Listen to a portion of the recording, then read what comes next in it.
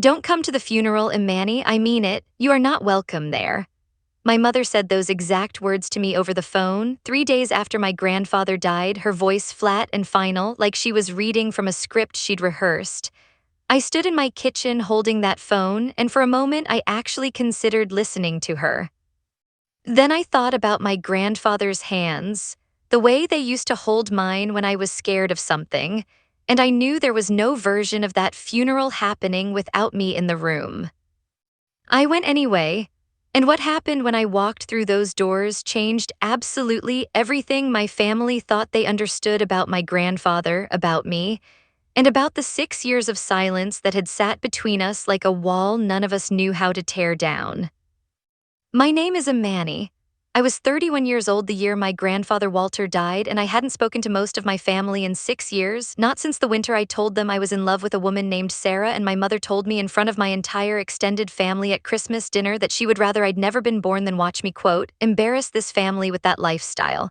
My father said nothing that night. My aunt said nothing. My uncle actually left the table. And I sat there, 25 years old, watching every single person I'd grown up loving choose silence over standing beside me. I left that house that night and didn't come back. Not for holidays, not for birthdays, not for the family reunion 2 summers later that I only heard about through a cousin's social media post. My mother made her position clear, and my father, who I'd always thought might eventually push back on her behalf, never once reached out to tell me he disagreed. The only person who never stopped calling was my grandfather.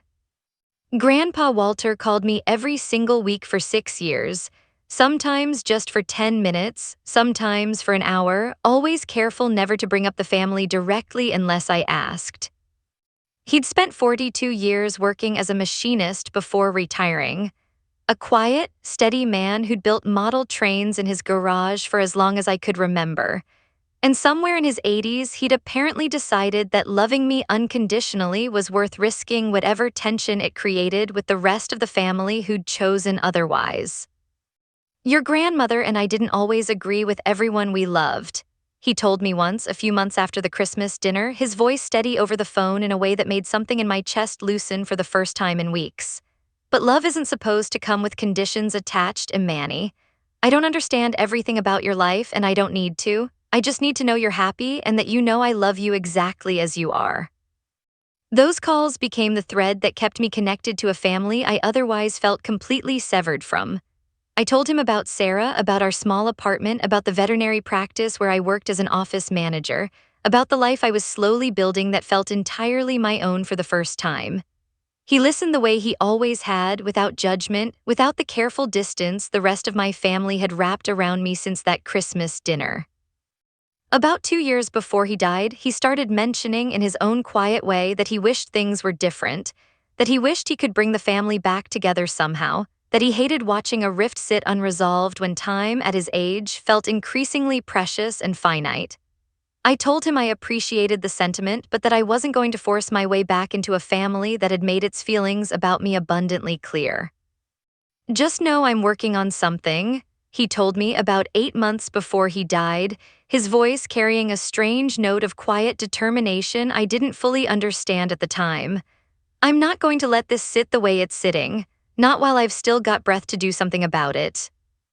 I asked him what he meant, and he laughed, a soft, knowing laugh, and told me I'd understand eventually that some things needed time to unfold properly, and I let the comment pass, assuming it was simply his way of processing guilt over a rift he'd had no part in creating himself. He passed away suddenly, a heart attack in his garage, surrounded by the half-finished model train set he'd been working on for months, found by a neighbor who'd noticed his newspaper hadn't been collected in 2 days. I found out through that same cousin who'd posted the family reunion photos, a brief message sent almost as an afterthought, letting me know the funeral would be held that Saturday, though the message stopped short of actually inviting me. I called my mother that evening, my voice shaking, asking directly whether I should come. There was a long pause before she answered, long enough that I almost hung up before she finally spoke. Don't come to the funeral, Imani, I mean it. You are not welcome there. This is already going to be hard enough for this family without you making it about your situation. My situation, as if loving someone honestly was somehow a situation rather than simply my life. He was my grandfather too, I said quietly, my voice breaking despite my effort to keep it steady. I know that, my mother said, and for a brief moment, something in her voice softened, something that almost sounded like genuine grief rather than pure rigidity. But this isn't the time, Imani. Please, just let us grieve without the complications. She hung up before I could respond, and I sat in my kitchen holding that phone for a long time, Sarah sitting beside me, her hand resting on my back, saying nothing because there wasn't really anything to say that would fix what had just happened. I thought about it for 2 full days. I thought about the 6 years of silence, about the family I'd learned to live without, about how showing up uninvited might make an already painful situation even more painful for everyone involved, myself included. But then I thought about Grandpa Walter's weekly calls, about his voice telling me he loved me exactly as I was, about the strange determination in his voice 8 months earlier when he'd told me he was working on something. And I understood with sudden clarity that staying away from that funeral would be a betrayal of the one person in my family who'd never once made me feel like I needed to earn his love. I went. Sarah offered to come with me, but I asked her to wait at home, unwilling to walk into a room already primed for conflict and add another layer of tension to whatever was about to happen. I arrived at the funeral home just as the service was about to begin, slipping into a seat near the back, my heart pounding so hard I could feel it in my throat. My mother spotted me almost immediately, her face going rigid with an expression I recognized instantly, the same expression from that Christmas dinner 6 years earlier, and for a moment I thought she might actually walk back and ask me to leave in front of everyone. She didn't, whether out of restraint or simple unwillingness to cause a scene at her own father's funeral. She turned back around and let the service begin, though I felt her attention flicker toward me periodically throughout, and I felt my aunt's eyes find me at least twice, her expression somewhere between shock and disapproval. The service itself was beautiful, filled with tributes to my grandfather's steadiness, his quiet generosity, his 42 years at the machine shop where he'd trained half a generation of apprentices who spoke about him like he'd changed the entire trajectory of their careers. I sat there crying quietly, grieving a man who'd loved me more consistently than almost anyone else in my life, surrounded by family who'd made it clear I wasn't wanted in that room. If you've ever shown up somewhere you knew you weren't wanted because staying away felt like a betrayal of someone who mattered more than the discomfort, tell me in the comments, because I promise you this story is about to prove that choice was worth making. After the burial, everyone gathered at my parents' house for the repast, and I almost didn't go, uncertain whether pushing further into a space my mother had explicitly closed off to me was wise or simply reckless. But something made me drive there anyway, parking down the street rather than in the driveway, walking in quietly through the front door that had been left open for the flow of guests. My mother found me almost immediately in the front hallway, her voice low and sharp. "I told you not to come, Imani. I meant the funeral and I meant this too." "I know," I said quietly. "I'm sorry if this is hard for you, but he was my grandfather and I loved him and I needed to be here." Before she could respond further, my father appeared in the hallway, and for the first time in 6 years, he looked directly at me, his expression unreadable, saying nothing at all, simply standing there while my mother's frustration hung visibly in the air between us.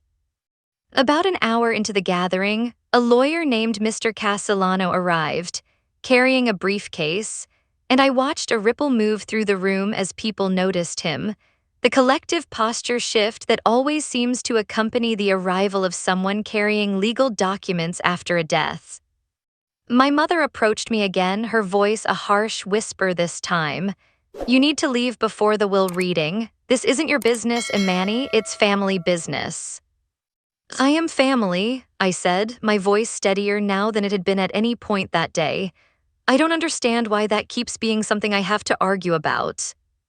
Mr. Castellano, overhearing the tail end of this exchange as he set his briefcase down near the fireplace, looked up and spoke before my mother could continue. "Actually, I need to interrupt for a moment. Is there an Imani present?" The room went quiet. My mother's face had gone pale. I raised my hand slightly, my voice unsteady. That's me. Good, Mr. Castellano said, a note of relief in his voice. Walter was very specific about this. He asked that I confirm your presence before beginning today's reading, and if you weren't here, he asked that I personally track you down before proceeding any further. He was quite insistent about it. I felt every eye in that room turn toward me, my mother's expression shifting from anger into something closer to disbelief, my father's face unreadable but unmistakably surprised. Please take a seat, Mr. Castellano said, gesturing toward an empty chair someone had left near the front of the room, and I walked forward, my legs unsteady beneath me, taking the seat while my mother remained standing near the hallway, her arms crossed tightly, saying nothing further. Before I begin with the formal will, Mr. Castellano said, opening his briefcase, I need to explain that Walter made some very specific revisions to his estate plan approximately 8 months ago, and he asked that I include a personal letter as part of today's reading, exactly as written, regardless of how anyone in this room might react to it. A ripple of unease moved through the room. My mother's arms tightened across her chest. My aunt exchanged a glance with my uncle, their expressions uncertain. He pulled a folded sheet of paper from a plain envelope.